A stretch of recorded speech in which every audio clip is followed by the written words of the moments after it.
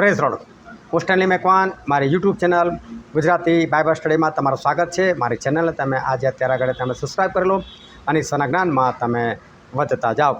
મારી મિટિંગ લગભગ રોજે ચાલતી હોય છે અને રોજે મારે મિટિંગમાં જવાનું હોય છે। જે દિવસે હું બહાર હોઉં તો મારી બહાર મિટિંગ હોય તો મિટિંગ ચોક્કસ મારી હોય છે અને મિટિંગ મારી જે ચાલતી હોય છે એ લગભગ વધારેમાં વધારે કલાકથી સવા કલાક બસ, અને એની અંદર એ મિટિંગ પૂરી થઈ જાય છે। પરંતુ જ્યારે રવિવાર આવે છે અને રવિવારની મિટિંગ હોય છે એ રવિવારની મિટિંગ બહુ લાંબી ચાલે। રવિવારની મિટિંગ અમારે 11 વાગે શરૂ થાય, એ બની શકે 3 વાગે પૂરી થાય, બની શકે એનાથી વધારે પણ સમય જતો રહે। અને ઘણી વખત ઘણા બધા લોકો મને કહેતા હોય છે તમારી આ મિટિંગ યાર બહુ લાંબી ચાલે છે, કેમ આડા દિવસે લોકો આવતા ના હોય અને રવિવારે કોઈક દિવસે લોકો આવી જાય, એ લોકોને બહુ ભાર લાગે યાર બહુ લાંબી મિટિંગ તમે ચલાવો છો। બરાબર છે, રવિવારની મારી મિટિંગ લાંબી હોય છે, આડા દિવસની લાંબી નથી હોતી। ઘણીવાર તો જે વિશ્વાસીઓ મારી પાસે આવે છે ને એમના મા બાપ એને ટોકતા હોય, આટલું બધું શાનું મિટિંગમાં મોડું થાય છે, કેટલો સમય બેસી રહેવાનું। ઘણી વખત કોઈની પત્ની કોઈનો પતિને ધમકાવતો હોય આટલી બધી લાંબી મિટિંગ। ખરેખર મિટિંગ કેટલી લાંબી હોવી જોઈએ, ખરેખર ઈશ્વરનું વચન કેટલું લાંબુ હોવું જોઈએ, કેટલું બોલવું જોઈએ, ક્યારે બોલવું જોઈએ, કેવી રીતે બોલવું જોઈએ, કેટલું તમારે સાંભળવું જોઈએ। મારે તો બોલવાનું છે પણ સાંભળનારની પણ વાત કરો, તમારે કેટલું સાંભળવું જોઈએ, અડધો કલાક કલાક કેટલું સાંભળવું જોઈએ, એ સગળું જાણવા માટે આ વિડીયોનો તમે આખો જુઓ।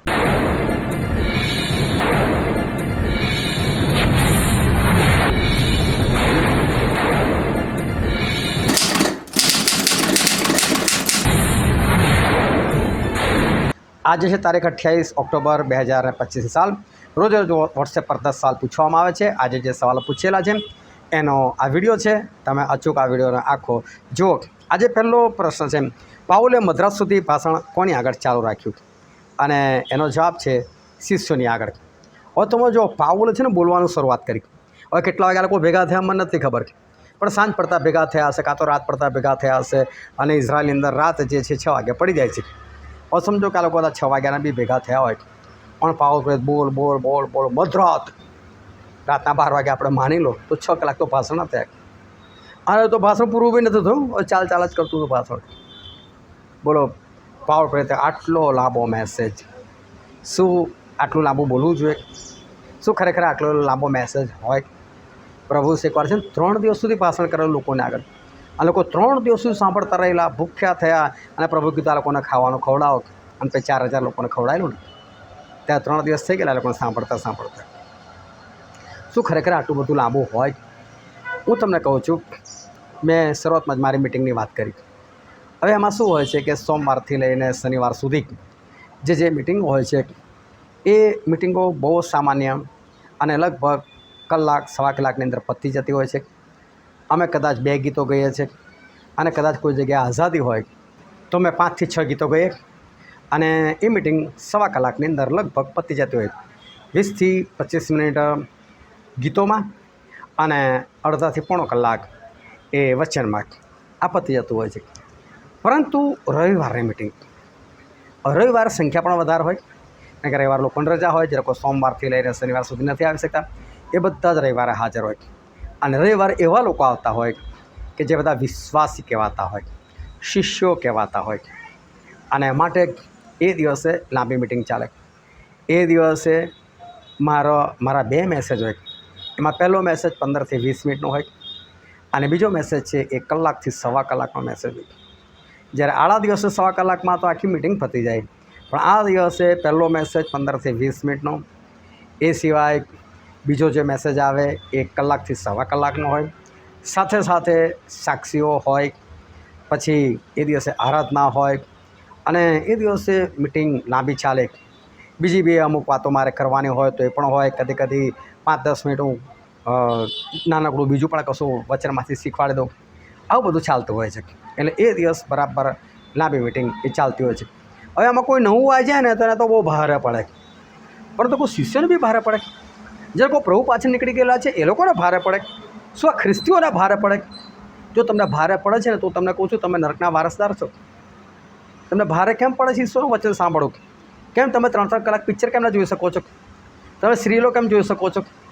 દિવસમાં 4 થી 5 કલાક નવરા બેસીને લોકો મોબાઈલ મંતરતા હોય છે, એ તમે કેમ ના મંતરી શકો છો? તો તમે શેતાનના છો.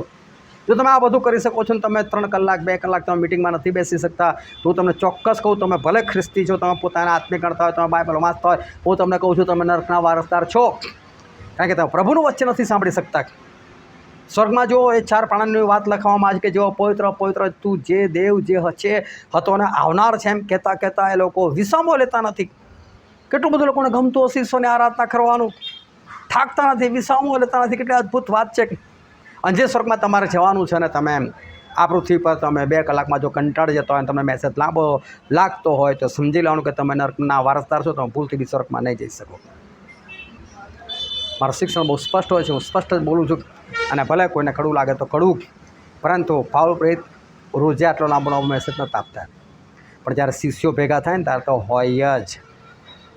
એટલે જ્યારે ઈશ્વરને માનનારા સગડા લોકો ભેગા થયા, બધા વિશ્વાસી હોય, ત્યારે તો એવું હોય અને હોય જ. મને ઘણી વખત કોઈ કહે છે કોઈ નવું હોય તો કે મિટિંગમાં લઈ આવો, એટલે મારો ભાઈ લાવો હોય તો લાયક, પણ રવિવારની મિટિંગમાં મોટા ભાગે ના લાવો તો સારું. એ દિવસનું શિક્ષણ પણ ભારે હોય, કેમ કે સાદા લોકોને મામૂલી લોકોને તો પચે જ નહીં. જે લોકો 1-2 વખત બાઇબલ વાંચે લોકો તો ગળે જ ના ઉતરે, લોકોને તો ખબર જ ના પડે. એવું શિક્ષણ હોય, ભારે માનું શિક્ષણ હોય. બાઇબલની ગૂઢ અને રહસ્યમય વાતો હોય એ દિવસે, કારણ કે આ બધું શિષ્યોને માટે છે. નવા અને એવા બધા લોકો આવતા હોય ત્યારે સામાન્ય અડધો પોણો કલાક બહુ થઈ ગયું, પણ શિષ્યોની સાથે હોય ત્યારે તો ભાષણ લાંબુ જ ચાલે. પાવલ પ્રેરિતે કોઈ ભૂલ નથી કરી, પરંતુ આ રીતે શિષ્યો જ્યારે ભેગા થાય ત્યારે લાંબુ હોઈ શકે છે અને હોવું જ જોઈએ. બીજો પ્રશ્ન છે, પાઉલની દોડ અને દેવની કૃપાની સુવાર્તાની સાક્ષી આપવાની પાઉલને શું મળી હતી? અને એ હતી સેવા. આ સેવા છે આપણી. જો ઈશ્વર તમને કોઈ કામ માટે પસંદ કરેલ છે, કીબોર્ડ વગાડવાના માટે, આરાધના કરવાના માટે, તાળીઓ પાડવાના માટે, વચન સાંભળવાના માટે, સમજાવવાના માટે, જેના બી માટે તમને પસંદ કરેલા છે, એ તમારી દોડ છે ને તમે પૂરું કરો. પછીનો પ્રશ્ન છે, સર્વ માણસના લોહી વિશે હું નિર્દોષ છું એવું કોણે કહ્યું? અને હતા પાઉલ. એવું કહે કે સર્વ માણસના લોહી વિશે હું નિર્દોષ છું. તો શું એમની પર કોઈ ખૂનનો આરોપ લાગેલો? ના. તો પછી પાઉલ પ્રેરિત આવું કેમ કહે છે? પરંતુ તમને જુઓ કે ખૂનનો ગુનો તમારી પર કોણ લગાવશે ખબર? પ્રભુ લગાવશે. જો તમારી સામે કોઈ એક એવી વ્યક્તિ આવે છે અને પ્રભુ કહે છે કે તું આને મારી વાત કર, એને મારા વિશે કહે, એટલે હજકીર પ્રબોધકના પુસ્તકમાં લખેલું કે જ્યારે હું તને કહું કે તું દુષ્ટને ચેતવણી આપ, તો કે તારે એને ચેતવણી આપી દેવાની. અને જો તું એ દુષ્ટને ચેતવણી ના આપે અને પોતાના પાપમાં મરી જાય, અને એના પાપમાં મરી જાય તો કહે છે કે એ તો એનો જીવ ખોશે, તો નરકમાં જશે જ, પણ એના રક્તનો બદલો તારી પાસેથી લઈશ. તે કેમ એને નહોતું કીધું? તો પાઉલ પ્રેરિત શું કહે છે? હું સર્વ માણસોના લોહી સંબંધી નિર્દોષ. મતલબ જેને જેને કહેવાનું કીધું ને કહી જ દીધું. તમને પણ ઈશ્વર કોઈને કહેવાનું કેમ છે ચેતવણી આપી જ દેજો. બાકીની વાત પછી એ જીવે તોય મરે તોય, પણ તમે તમારો જીવ બચાવી લો એને સુવાર્તા આપીને. પછીનો પ્રશ્ન છે, ત્રીજે માળથી હેઠળ કોણ પડ્યો? અને એ હતો યુતુખસ. અબોલા શિષ્યમાં ગણાતો હતો. અને વચન સાંભળવા કેમ બેઠેલો ખબર? બહારી એક. એટલે આમ દિવાલ જતી હશે ને ત્યાં ગાડી બહારી, અને આ બાજુ કશું જ નહીં, ડાયરેક્ટ રોડ જતો હશે, અને બી ત્રીજા માળની બહારી. બોલ ત્યાં બેસીને ભાષણ સંભળાય, પણ આનામાં છે શિષ્યના લક્ષણ જ નથી. ઘૂસી ગયો ત્યાં ગાડી, અને મદ્રાસ સુધી ભાષણ ચાલ્યું ને ત્યાં એને આવી ઊંઘ, અને ઊંઘ આવે એટલે નીચે પડ્યો. મેં પહેલાં જ તમને સમજાવ્યું કે શિષ્યો હોય ત્યારે કેટલું બોલવું જોઈએ અને શિષ્યોએ કેટલું સાંભળવું જોઈએ. હવે આવું આજે થાય ને તો લોકો વાંકો ન કાઢે, પાઉલ ન વાંકાડે. આટલું લાંબુ બોલાતું હશે, આ પેલો ઊંઘી ગયો ને મરી ગયો તારા લીધે. અલા તો એને અક્કલ ના આવે કે તું શિષ્ય બને છે તો પછી તારે તૈયાર રાખ્યું છે પ્રભુનું વાત સાંભળવાની. જે નથી સાંભળતો એને ભૂલ છે. તો સારું તો પાઉલ હતા, તો જીવતા કરી દીધા, સારું થયું. પરંતુ દેખાડો ના હોવો જોઈએ આપણા જીવનની અંદર, અને આપણે સર્વવચન સાંભળી શકતા હોવા જોઈએ. પછીનો પ્રશ્ન છે, શિષ્યો અને પાઉલ અઠવાડિયાને કઈ દિવસે રોટલી ભાગવાને એકઠા થતા હતા? સોમવારથી લઈને શનિવાર સુધી એ લોકો બધે સુવાર્તા પ્રગટ કરવા માટે જાય. આ શિષ્યો બધા છે ને રવિવારે, એટલે હું આજના દિવસ પ્રમાણે કહું છું, અઠવાડિયાને પહેલે દાડે આ લોકો બધા ભેગા થઈ જતા હતા. કેમ? રોટલી ભાંગવાને, એટલે કે પ્રભુ ભોજન પાડવા માટે. એટલે દર અઠવાડિયાને પહેલે દાડે. હવે તમારા ચર્ચમાં ક્યારે રોટલી ભંગાય છે? દર અઠવાડિયે થાય છે? નહીં. કાયદો બનાવી દીધો છે મહિનાને પહેલાં અઠવાડિયે, પહેલાં રવિવારે. ખોટું છે આ બધું. સાલેસના આર્મીવાળા લેવું જ નથી ને અમારે, આ ખોટું છે. દર અઠવાડિયાને પહેલે દાડે કમસે કમ અઠવાડિયામાં 1 વાર તો પ્રભુ ભોજન લેવું જ જોઈએ, કમસે કમ. બાકી તમે પહેલો કોરિન્થીય 11મો અધ્યાય વાંચો 23-26મી કલમ. તમે જેટલી વાર ઈશ્વરને યાદ કરો છો ને એટલી વાર લો એવું લખેલું છે. એના મતલબ વારંવાર લેવું જોઈએ. તમે દિવસમાં 2 વાર ભેગા થાવ ને તો 2 વાર તમે લઈ શકો છો. કશું ખોટું નથી, એવું કોઈ જગ્યાએ લખ્યું નથી. આ તો લોકોએ ખાલી ખોટું શિક્ષણ ફેલાઈ નાખેલું છે. પછીનો પ્રશ્ન છે, તું બીતો ના પણ બોલ છે, છાનો ન રહેતો કેમ કે હું તારી સાથે છું. એવું પાઉલને કોણે કહ્યું? અને કહેનાર પ્રભુ હતા, ઈશ્વર હતા. પ્રભુ ઈસુએ પાઉલને કીધું, બોલ જેલા, હું બેઠો છું તારી સાથે, કંઈ નહીં થવાતું. એટલે અમુક ટાઈમ છે ને ઈશ્વર આપણને ખાતરી આપે બોલવું જોઈએ. અને પવિત્ર આત્મા એકવાર ના પણ પાડે ને, તમારી સુવાર્તા પ્રગટ નહીં કરવાની. તો જ્યારે પવિત્ર આત્મા ના પાડે છે ત્યારે ના કરો, અને કહે છે ત્યારે કરો. પછી કહે ત્યારે જોખમ દેખાતું હોય તોય કરો, અને ના પાડે ને ત્યારે શાંતિ દેખાતી હોય ને તોય ના કરો. ઈશ્વરના વચન પ્રમાણે ચાલો. પછીનો પ્રશ્ન છે, ક્રિસ્પુસ કોણ હતો? અને એ તો સભાસ્થાનનો આગેવાન. આ ક્રિસ્પુસ એ સભાસ્થાનનો આગેવાન હતો. એટલે બીજી ભાષામાં આજે હું તમને કહું તો પાસ્ટર હતો. એણે પાઉલની વાત ઉપર વિશ્વાસ કર્યો, માની લીધી. હવે પાસ્ટર એટલે 4 વર્ષ બાઇબલ કોલેજ કરેલી હોય અને પછી પાસ્ટર બનેલા હોય.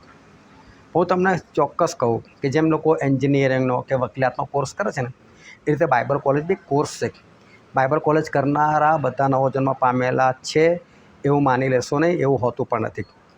પાસ્ટરનું કામ કરવું એટલે સેવા કરવી એવું નથી. એક જાતની નોકરી છે. લોકો પગાર ના મળતો તો પાસ્ટરનું કામ કરશે નહીં કરે. નોકરીઓમાં બદલી થતી હોય ને, પાસ્ટર એટલે મંડળીનો બાપ, મંડળીના બાપની બદલી થવી જોઈએ. શું બાપની બદલી થાય? 5-5 વર્ષે બાપ બદલાય? કોઈનો ના બદલાય. આ તો ખોટી વસ્તુ છે. બાપ ના બદલાવો જોઈએ. પણ આ એક નોકરી છે, આ એક સંસ્થા છે કે વ્યવસ્થા છે, અને આ પ્રમાણે ચાલતું હોય છે. પરંતુ આ ક્રિસ્પુસ એ આજના પાસ્ટર જેવો હોવા છતાં એણે પાઉલની વાતોનો વિશ્વાસ કર્યો. મતલબ હું તમને કહું કે પાસ્ટરે પણ પસ્તાવ કરવાની જરૂર છે, અને ઈશ્વરને જીવન સમર્પિત કરવાની જરૂર છે. સત્ય જાણવાની એણે પણ જરૂર છે, અને સત્યને માનવાની એણે પણ જરૂર છે. પછીનો પ્રશ્ન છે, દેવ જે આકાશ તથા પૃથ્વીનો પ્રભુ હોવાથી ક્યાં રહેતો નથી? અને એનો જવાબ છે, હાથે બાંધેલા મંદિરોમાં. તમે ગમે એટલું ચર્ચ બનાવો, સારું બનાવો, શોભાયમાન કરો, પરંતુ ચર્ચમાં રહેતા નથી. અને હાસ્યજનક તમે વાત કરું, ગંભીર પણ છે. આજે તમે કોઈ પણ ચર્ચમાં જુઓ તો એ ચર્ચ પર છે ને મોટો ક્રોસ બનાવેલો હોય છે. દરેક ચર્ચ પર લગભગ દરેક કોઈ પણ સંસ્થાનું ચર્ચ હોય, કોઈ પણ મંડળીનું ચર્ચ હોય, લગભગ એની પર ક્રોસ હોય છે. હું તમને કહું કે આ વધસ્તંભનું કામ શું હતું એ મને કહો છો. બાઇબલમાં વધસ્તંભ પર શું થયું? તો પ્રભુ ઈસુ ખ્રિસ્તને જડવામાં આવ્યા. અને પ્રભુ ઈસુ ખ્રિસ્તની આજુબાજુ બીજા 2 જણ હતા. એ કોણ હતા? ચોર હતા. એ લોકો શાની પર હતા? એ લોકો પણ વધસ્તંભ પર હતા. પિત્તર, એમનું પણ મૃત્યુ વધસ્તંભ પર થયેલું હતું. એમને પણ વધસ્તંભે જડવામાં આવેલા હતા. અને રોમન સરકાર જે હતી ને, એ લોકો મૃત્યુદંડ જ્યારે આપે કોઈ ગુનેગારને, મૃત્યુદંડ કારણ મરી જવા જેવું કામ કરેલું છે, જેમાં આપણે ત્યાં ફાંસી છે, એમ એવી રીતે રોમન સરકાર એ વધસ્તંભ પર લોકોને જડી દીધું. આ રીતે એ મારી નાખતા હતા. હું તમને કહું કે આ વધસ્તંભનું કામ એવું હતું કે એની પર જે આવે ને એને મારી નાખવો. હવે દાખલા તરીકે આજે તમારું કોઈ સગું જેને તમે બહુ પ્રેમ કરો છો, કદાચ તમારા મા બાપ, કદાચ તમારા ભાઈ બહેન, તમારા છોકરો, જે બી હોય, એને આજે ફાંસીની સજા થઈ જાય. સમજો તમે કોઈનું મર્ડર કરી નાખ્યું, અને તમારા બાપે, તમારી મમ્મીએ, તમારા ભાઈએ, બહેને કે છોકરાએ કોઈ પણ એ ગુનો પોતાના માથા પર લઈ લીધો, અને એને ફાંસીની સજા થઈ ગઈ. તો તમે ગળામાં દોરડું લઈને ફરશો. આ દોરડું તો બહુ પવિત્ર છે, બહુ પવિત્ર છે, મારો ભાઈ એની પર મરી ગયો અને મારો ગુનો એના પર લઈ લીધેલો. શું દોરડું પવિત્ર થાય? પ્રભુ ઈસુ એ પોતે પવિત્ર હતા. વધસ્તંભ પવિત્ર હતો? વધસ્તંભ પવિત્ર નહોતો. એ વધસ્તંભ પર કેટલાય લોકો મર્યા હશે. હવે બીજી વાત તમને કરું કે ગલાતીનો પત્ર 33 અધ્યાય અને 13, 14, 15 બધી કલમો વાંચજો. ત્યાં શું લખેલું છે કે ઝાડ પર જે ટંગાયેલો છે શ્રાપિત છે. ઝાડ એટલે લાકડું એટલે વધસ્તંભ.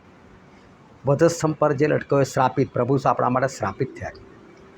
તો વધસ્તંભ શું થયો? એ બી શ્રાપિત થયો. અને તમે જે ભજન સંગ્રહમાંથી જે ગીતો ગાઓ છો ને, એ ભજન સંગ્રહમાં પણ એક ગીત છે, મને નંબર નથી ખબર, પણ તમે શોધી લેજો. શ્રાપિત સ્તંભ તેણે સહીને હર્યું મુજ દુઃખ ભારે, હર્યું મુજ દુઃખ ભારે. આ તો તમારા ભજન સંગ્રહમાં છે. શ્રાપિત સ્તંભ તેણે સહન કર્યો. તો વધસ્તંભ કેવો છે? શ્રાપિત છે. બોલો, એને ચર્ચ પર કેમ રાખવામાં આવે છે? ચર્ચ પર એટલા માટે રાખવામાં કે પ્રભુ ઈસુને ચેલેન્જ કરે, આય તો ખરો, જડી દઈશું એંગાડી. કોઈ ચર્ચમાં પ્રભુ રહેતા નથી. ખાલી ચર્ચમાં એટલું વાક્ય લખેલું હોય છે, યહોવા પોતાના પવિત્ર મંદિરમાં છે પણ નથી. એનું કારણ તમને કહું, એ કલમ જ અડધી લખેલી છે, હબાકુક 2:20.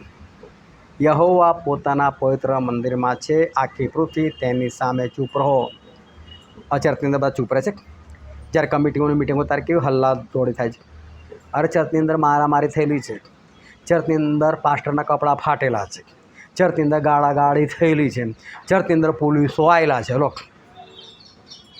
આવા કોઈ ચર્ચમાં હાથે બાંધેલા મંદિરમાં પ્રભુ રહેતા નથી. પ્રભુ એટલા નમ્ર છે ને તમારા હૃદયની અંદર રહેવા માગે છે. હૃદયનો દરવાજો ખુલ્લો કરો. ચર્ચ નથી પવિત્ર. લોકોનો શું કે ચંપલ પહેરીને પુલપીટ પર જતો રહ્યો. અલા જાઓ ને, કશું નહીં થવાનું કે પવિત્ર થોડું છે પુલપીટ. બાઇબલમાંથી મને સાબિત કરીને દેખાડો. હું તમને પહેલાં જ કહું છું, મારું શિક્ષણ કડવું છે, ભારે છે. લોકો નથી સમજ પડી શકતી, માનવાનું મન નથી થતું. પણ બાઇબલથી તમે મારો વિરોધ કરીને દેખાડો તો હું તમને માનું. એમને તમે મારો વિરોધ કરી શકશો, બાઇબલથી નહીં કરી શકો. પુલપીટ પવિત્ર છે આખા બાઇબલમાં તમને કોઈ જગ્યાએ નહીં મળે. એ હાથે બાંધેલા મંદિરમાં રહેતા જ નથી. તમારા હૃદયમાં વસવા માગે છે, તમે ત્યાં એમને જગ્યા આપો તો આ બધું તમને સમજાશે. પછીનો પ્રશ્ન છે, અજાણ્યા દેવના નામમાં એવો લેખ શાની પર કોતરેલો હતો? નામમાં નહીં પણ માનમાં. મેં થોડો શબ્દ ફેર કરી નાખ્યો, એને કારણે કોઈકનું ખોટું પડી ગયું. પરંતુ ત્યાં એવું લખ્યું હતું અજાણ્યા દેવના નામમાં. હવે આથેન્સમાં જાય છે પાવળ પ્રયત્ન, ત્યાં બહુ બધી મૂર્તિઓ હતી. પાછી એક વેદી હતી જેની પર કશું જ નહોતું, કોઈ મૂર્તિ એવું કશું નહીં. પણ એવું લખેલું અજાણ્યા દેવના માનમાં. તો પાવળ પ્રયત્ન શું કર્યું? જો સદગુરુ વસ્તુ હું તમને એક વાત કહેવા માગું છું કે અમે બધા બહુ દેવતાઓ છે તમારી પાસે, પરંતુ તમને આ દેવ ખબર છે જેની પર તમે એવું લખ્યું અજાણ્યા દેવના માનમાં? તો કે ના, એ દેવનો પ્રગટ કરું છું. આવું બોલે. પ્રભુ શુંના નામનું હતું? પણ કેવી એક તક ઝડપી લીધી કહેવા માટે, આ અજાણ્યા દેવના માનમાં જે છે ને એની હું તમને વાત કરું છું. એ તો પ્રભુ શું છે એમ કરીને સુવાર્તા પ્રગટ કરી નાખી. બોલો, તમને કઈ રીતે સુવાર્તા આપીને એનું ભાન હોવું જોઈએ, એની બુદ્ધિ હોવી જોઈએ, સમજ હોવી જોઈએ. એને ફક્ત પવિત્ર આત્માથી જ આવે. અને એ રીતે આપણે પવિત્ર આત્માની અંદર આપણે આગળ વધતા જઈએ. અને પછીનો પ્રશ્ન છે, બારીમાં બેઠેલો જુવાન જે ભરંગમાં પડ્યો હતો તેનું નામ શું? એ હતો યુતોખસ. બારીમાંથી નીચે પડી ગયો, ખોટી જગ્યા પર બેઠેલો, અને એના જીવનમાં ખોટો દેખાડો હતો. શિષ્ય હતો, તેણે છેક શું સાંભળવું જોઈએ, ઈશ્વરના વચનમાં ઊંઘ ના આવી જોઈએ. ઊંઘનો આત્મા છે, અને ઊંઘનો આત્મા એ શેતાનનો આત્મા છે.